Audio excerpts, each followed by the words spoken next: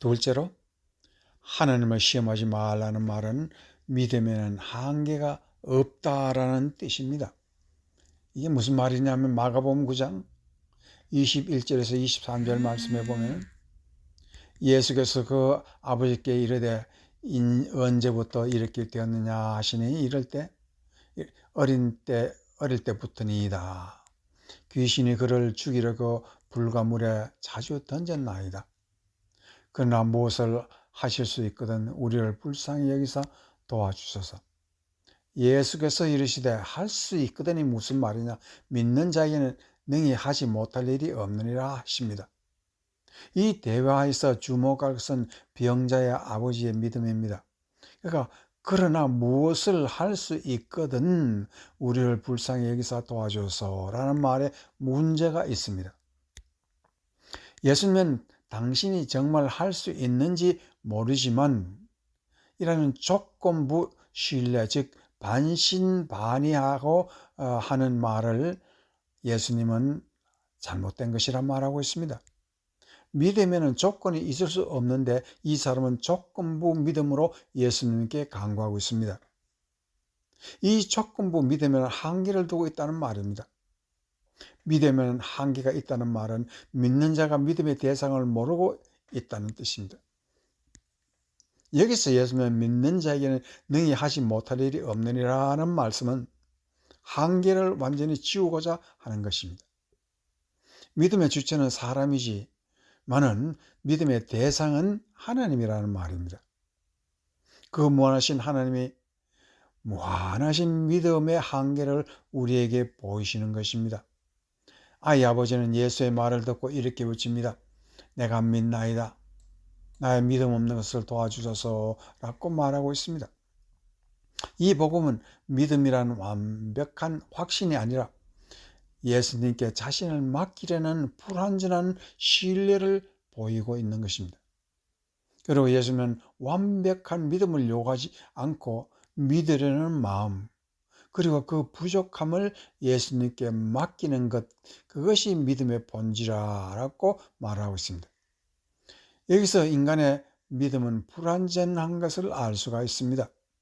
모세의 믿음도 불완전하여 그의 가르침에는 수건이 가로막혀 있다고 말하고 바울은 그것을 모세의 수건이라고 말하고 있습니다. 그러나 이 믿음이라는 신비한 축복을 하나님은 그냥 우리에게 버려두시지 않고 성경은 신비한 말을 우리에게 가르치고 있습니다. 그것은 분명 믿는 주체는 나라는 개인이지만 하나님이 나의 믿음의 주체라는 것입니다.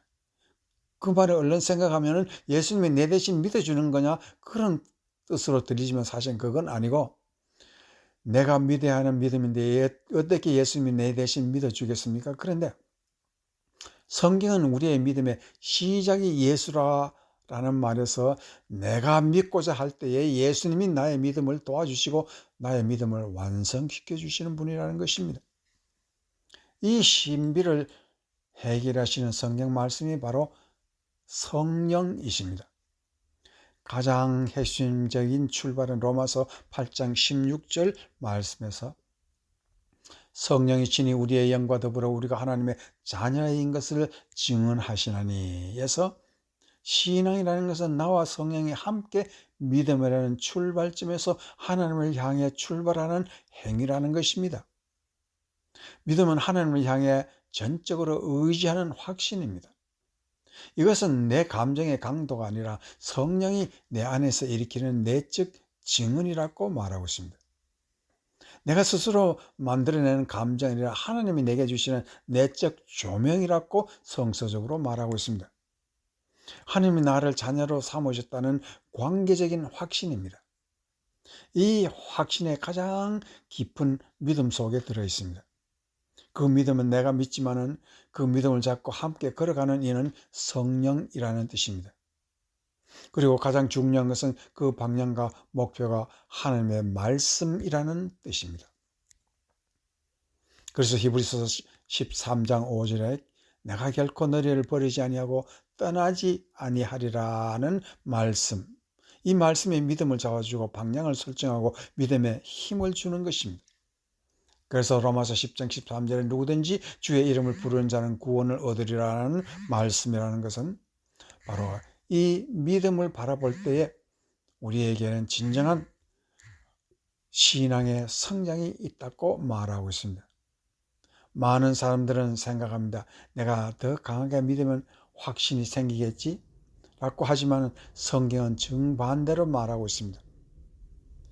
마태복음 17장 20절에 기여시 많은 믿음으로도 하나님 앞에서 큰 믿음을 갖는다고 말하면서 마태복음 9장 20절과 22절 말씀에 12해 동안이나 혈루증으로 앓는 여자가 예수의 뒤에 와서 그 겉옷가를 만지니 이는 제 마음에 겉옷만 만져도 구원을 받겠다 함이라. 예수께서 돌이켜 그를 보시고 이르시되 따라 안심하라. 내 믿음이 너를 구원하였다 하시니 여자가 즉시 구원을 받으니라. 이 여인의 믿음이 어떤 것일까요? 이 여인은 믿음이 강하나 잘 믿었다고 말하지 않습니다. 다만 예수를 향한 마음이 그를 구원한 것입니다. 믿음의 핵심이라는 내가 강하게 믿거나 잘 믿는 것이 중요한 것이 아니라는 것입니다. 조건 없이 예수를 향한 마음이 믿음이 되는 것입니다. 믿음의 확신은 지정이가 나오기 때문에 감정이 흔들릴 때 확신도 흔들릴 수 있습니다. 그러나 확신의 근거가 하나님 쪽에 있기 때문에 완전히 사라지지 않습니다. 그래서 모든 우리의 신앙의 선배들은 루터나 칼빈이나 웨슬리 등은 이렇게 말하고 있습니다. 확신은 흔들릴 수 있다. 그러나 하나님은 흔들리지 않는다고 말하고 있습니다. 그래서 확신은 다시 회복된다고 말하고 있습니다. 그래서 믿음의 핵심은 무한한 은혜와 무한한 자비와 무한한 창조주의 지혜를 향한 것이기 때문에 믿음은 무한하다고 말을 하고 있습니다. 이 무한한 믿음을 인하여 우리는 항상 믿음의 통로를 통해서 하나님의 복을 받는 것입니다. 그래서 그 믿음의 통로를 대화하고 하나님의 뜻을 깨닫고 그 통로를 통하여 우리가 영생에 이르게 되는 것입니다. 그래서 믿음은 어머니의 몸에 연결된 아기의 탯줄과 같다고 말을 하고 있습니다. 탯줄은 태아와 태반을 연결하는 생명의 통로입니다. 이 통로를 통해 산소, 영양분, 항체, 노폐물 배출 등 모든 것이 오가며 아기는 엄마의 몸을 통해 살아있는 환경 전체를 공급받는 것입니다. 탯줄은 단순한 줄이 아니라 두 개의 동맥과 한 개의 정맥으로 이루어진 정교한 생명선입니다. 이러한 신기한 탯줄처럼 믿음에는 동맥과 정맥이 있습니다. 하나님께서 우리에게 오는 동맥은 두 줄입니다. 즉 성령과 그리스도의 생명에 흐르는 선입니다. 그리고 나의 몸에서 흘러나가는 정맥이라는 기도요 간구의 소망이요 내가 회개하는 죄의 배출물입니다. 탯줄은 단순한 기관이 아니라 관계의 최초의 형태입니다. 아기는 엄마의 피를 직접 마시지 않지만은 엄마의 리듬을 따라 호흡하고 엄마의 감정에 반응하고 엄마의 심장 박동을 들으며 자라납니다. 탯줄은 몸과 몸이 서로를 완전히 신뢰하는 유일한 시기의 상징이기도 합니다. 출산 후 탯줄이 잘려서 그 연결은 정서적, 기억적 모든 몸의 리듬이 끊어져도 계속된다고 말하고 있습니다. 그래서 어떤 시인들은 말합니다. 탯줄은 끊어지지만 사라지지 않는 길이라고 말하고 있습니다.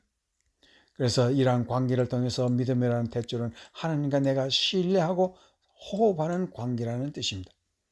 즉 무한함과 유한함이 믿음이라는 탯줄로 호흡한다는 뜻입니다. 즉 성령과 함께 하나님을 따라 생각하고 움직이는 것이고 믿음이 또한 무한한 것입니다. 이러한 무한성을 깨닫고 묵상하며 복을 받는 여러분이 되시기를 주의 이름으로 축원합니다. 아멘.